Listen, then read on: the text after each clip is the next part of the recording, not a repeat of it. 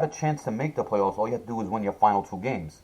Given the two teams that you I played to played end, two of the best teams at the end yes, of the year. you played the two Yeah. of the best teams at the end of the year. Week 13, you played Mr. Monday Night and lost by 55, and you ended the season against Sully and lost 112 by 112 points. Yeah. I don't even think I set my lineup that week. Yeah. The one playoff appearance you had in Drum Bowl 12, you lost to Jekyll and Hyde, who we also call AKA Mr. Monday Night 2.0. Okay. You lost him 134.2 to 91. Now, the reason why I bring that up is because there's a little controversy surrounding that 91 points you put up in that playoffs Yeah. because of multiple trades made by certain teams, a group called the Rotators. And I looked it up, and honestly, where do we start? You did not have that many trades with Mo Nims. Okay. It was, but you do have a lot of trades and moves with Assam, and a lot of them are very questionable. One of them, So let me stop you there for a second because you can say questionable or not. The best GM in this league is Assam's Land. I'll tell you right now. yeah, he's one of the He top. is the best. I do no, agree. no, he is. He is the best. And the reason why he is the best is because when he won the championship, the first year that I was in it, he won. He got to the playoffs with waiver wire moves every single week. He won in the playoffs with waiver wire players. That is skill. That's not luck. That's not building a superstar monstrous team. That's skill. That's understanding football, understanding matchups, understanding who to play, and trusting your gut. You got to respect that. That's why he's the best GM in my eyes in this league, because he's the only person that will start the third string receiver on a team with a really good matchup and ignore projections and end up winning because he trusts his gut. And at the end of the day, that's what a real winner is, somebody who trusts their guts. I mean, you can agree with me here. We've been doing fantasy for a long time.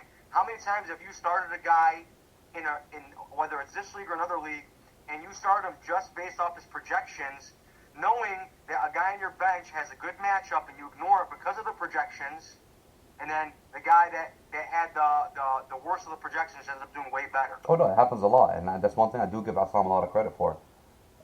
He ignores that aspect, and trust me, I know firsthand. I played him in the championship game, John Bowl 10.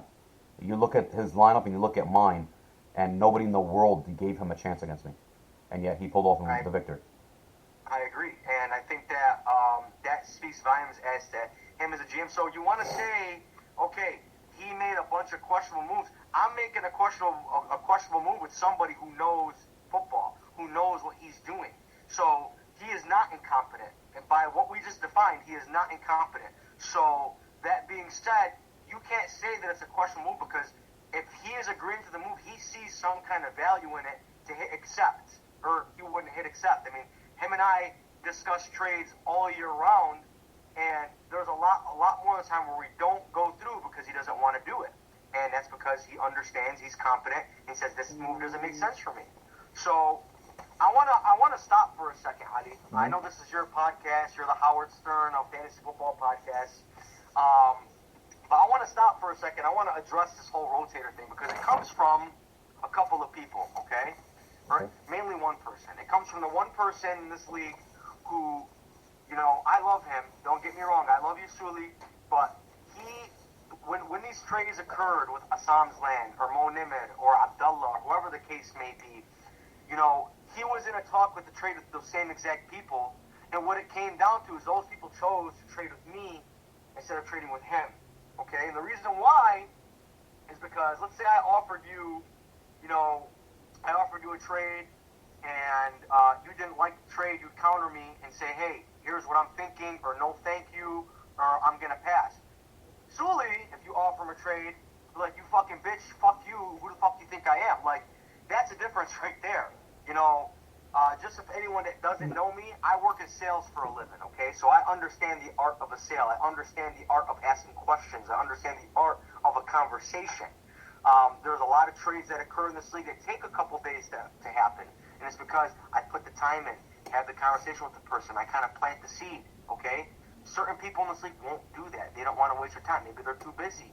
I will put in the effort to trade. So you can't get mad at me and call me a rotator or say I gutted somebody's team because I know how to talk better than you do, or I know how to have a conversation. I'm just more personable. You can't get mad at that. Hey, listen. And that was my argument. My theory is this: I will gut your team to make my team better. I don't give a shit about your fucking team.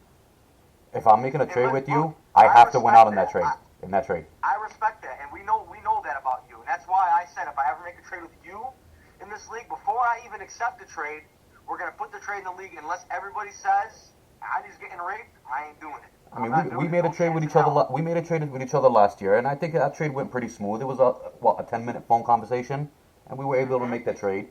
You know, I mean, and ultimately, I think that you won out on that trade. Okay, but here's the thing, you know, and this comes back to the word confidence, right? So I made a trade for 2 running backs that I have that were on the same team. Okay, my favorite team, the Detroit Lions.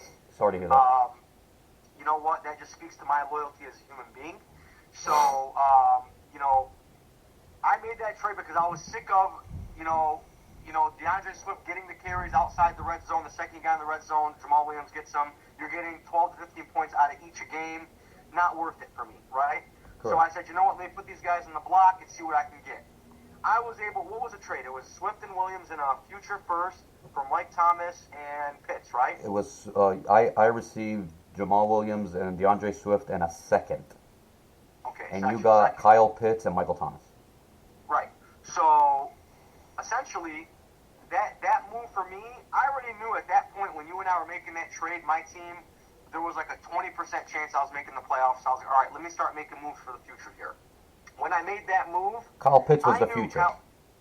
Kyle Pitts is the future, but also Mike Thomas is on a hefty contract with the Saints, and if we haven't realized his patterns already, he's not going to be playing for the Saints again next year. I highly doubt it. And I think that's why he sat out. He wasn't hurt. I think he sat out in his mind. He didn't want to be there.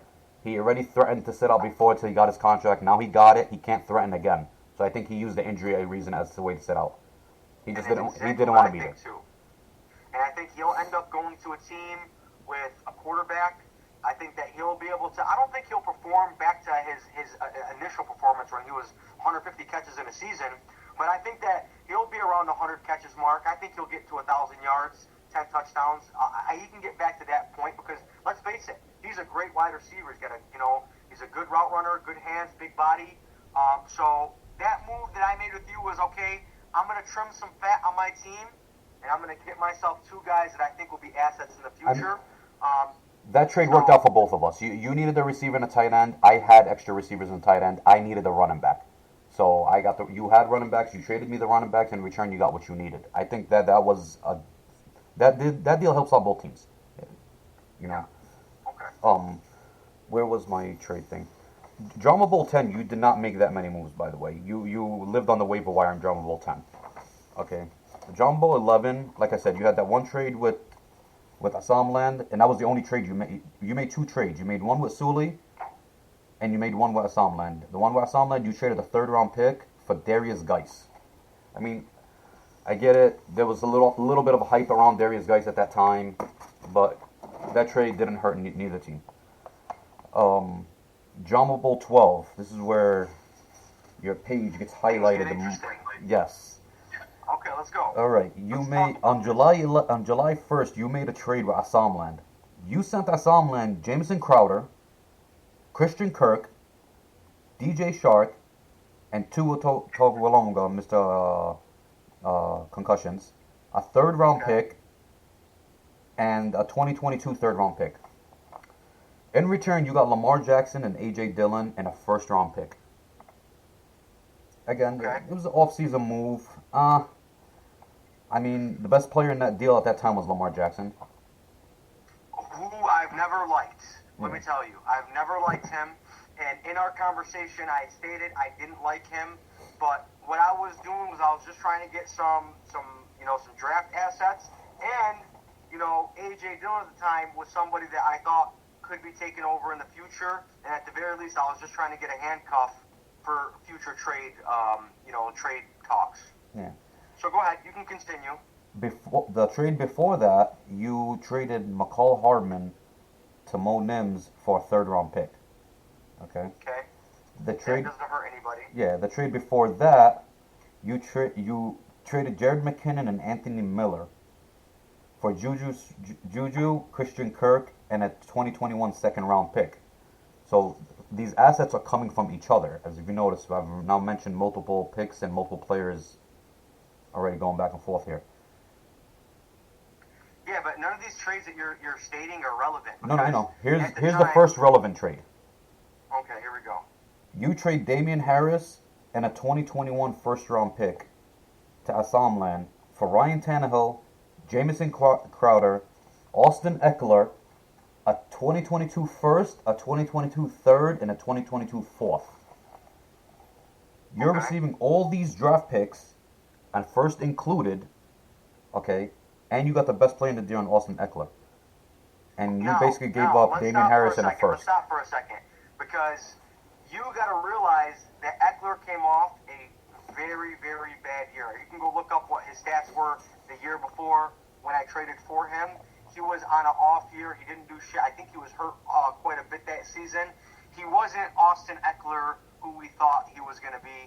And what I was banking on was the fact that Austin Eckler was an every other year player and ended up working out in my favor. But Damian Harris, on the other hand, came off a monstrous end of the year that season where he played very well. And, you can't argue that at the time, Eckler's not doing great. Harris is doing better. Okay, I gave him a first-round pick in that draft, and he gave me future. So, at the end of the day, I mean, is that trade really questionable? It just seems like you guys swapped first-rounders. You got three picks for your first, and then for Crowder, you got third four and fourth players. round picks in this league are literally guys you're going to drop. Not Except necessarily. if you're me, I've drafted Amon-Ra St. Brown, Michael Pittman. I drafted Darren Waller with the last pick in the third round. Yeah, so I mean, sometimes you can draft a gem in the third round, but my point is that most of the time, those at that point, especially in this league, there isn't much left on the board. Yeah, I mean, our draft is only 3 rounds, and it's mainly rookies and guys you think that broke out at the end of the year before that might do something the following year. Correct. It's just roster fill up. And then you had another trade with Mo Nims. You traded a third round pick for Tyler Higbee. And then you had 4 consecutive trades with conjugal visits. You traded DJ Moore for Damian Harris and Brendan Ayuk. Then you turned around and traded Mike Davis and Emmanuel Sanders. Then you traded Benny Snell Jr. for a 2022 second and a 2023 third. And then you traded back Emmanuel Sanders and Michael Pittman Jr. back for a 2021 second, 2021 second, and a 2021 third. Okay. So I'd like to address something else because we keep talking about the rotators and me trading. You just named, I think, 4 trades with Assam's land. Okay. You named 2 trades with Mo Niman, and there's 4 trades right there with Abdullah, right there just in that offseason. And then you look at the future, the next couple of years, only person I really trade with after that is Abdullah. And yeah, you have him right here. John Mobile 13. Yeah, you had one trade with Moj, where you traded Hawkinson and a future 2024 second for Mike Evans and a 2023 second. Then you made another trade with Hamoudi, where you traded, this is the one that pissed me off. I got mad at this one. When you traded James Conner and Amar St. Brown for Aaron Jones, Deontay Johnson, 2 seconds, future seconds. I got mad at that one because I had reached out to Hamoudi and I asked, what do you want for your cheapest running back? And I felt James Conner was his cheapest running back. And it has to start off with Kelsey and Adams. I gave him James Conner, so it couldn't have been James Conner. Oh, no, you're right. It was Aaron Jones. He had Aaron Jones. He had Joe Mixon. And there was one other guy he had. And I asked him... Jones. Or no, not Ronald Jones. The rookie running back for the Buccaneers. Yes, Rashad White. And I asked him, for your cheapest running back, what would it take? What do you want? And we start off with Kelsey and Adams. And I said, have a nice day. Okay. Now I wanna stop you for a second because I want to finish my point. And my point is, if you talk rotators, you want to say rotators, then Abdullah's name better be in that conversation too. Oh, no. Because he's Now, like, looking at this, he is